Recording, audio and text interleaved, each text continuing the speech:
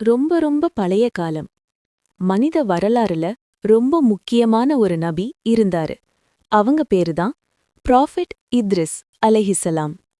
இத்ரிஸ் நபி prophet ஆதமோட சந்ததியில வந்தவரு.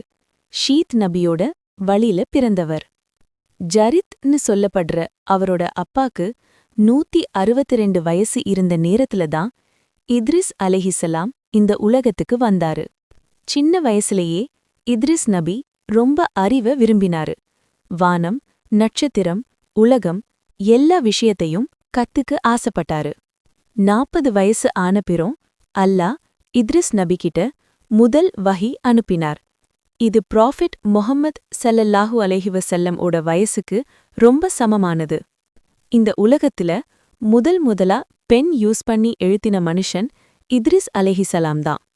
Astronomy, mathematics, medicine இந்த எல்லா கலையும் மக்களுக்கு கத்துக் கொடுத்த முதல் நபி இத்ரிஸ் நபி தான்.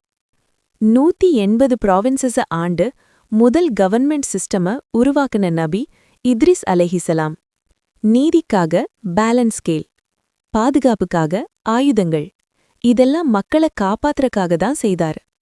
குரான்ல அல்லாஹ் சொல்றார், இத்ரிஸ் நபி ரொம்ப பொறுமையுள்ளவர், ரொம்ப உண்மையுள்ளவர்னு.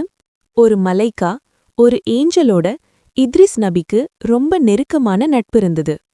தீன்ல இன்னும் பலம் வரணும்னு, மரண அனுபவம் தெரிஞ்சுக்கணும்னு இத்ரிஸ் நபி அல்லாஹ் கிட்ட கேட்டாரு.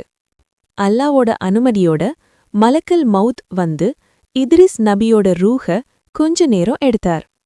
மரண வேதனை ரொம்ப கடுமைன்னு, உயிர் இருக்கும்போதே தோல் உறிஞ்சா மாதிரி இருக்கும்னு இத்ரிஸ் நபி சொல்லினாரு. அப்புறம் அவருக்கு நரகமோட 7 அடுக்குகளும் காட்டப்பட்டது. இது நமக்கு ஒரு பெரிய பாடம். அதுக்கப்புறம் ஜன்னாவின் அழகான தோட்டங்கள், அமைதி, சந்தோஷம் எல்லாம் அவர் கண் முன்னாடி தெரிஞ்சது. ஜன்னால இருந்து வெளியில போகணும்னு சொன்னபோது, நான் மரணம் அனுபவிச்சுட்டேன்னு இத்ரிஸ் நபி சொன்னாரு. இத்ரிஸ் நபியோட வார்த்தை கேட்டப்புறம் அல்லாஹ் அவரை உயர்ந்த நிலையில வானத்துல உயர்த்தினார். ஹரூத், மரூத்னு 2 ஏஞ்சல்ஸ் மனித சோதனையில விழுந்தாங்க. ஆனா இத்ரிஸ் நபி சோதனையில வெற்றியடைந்தார்.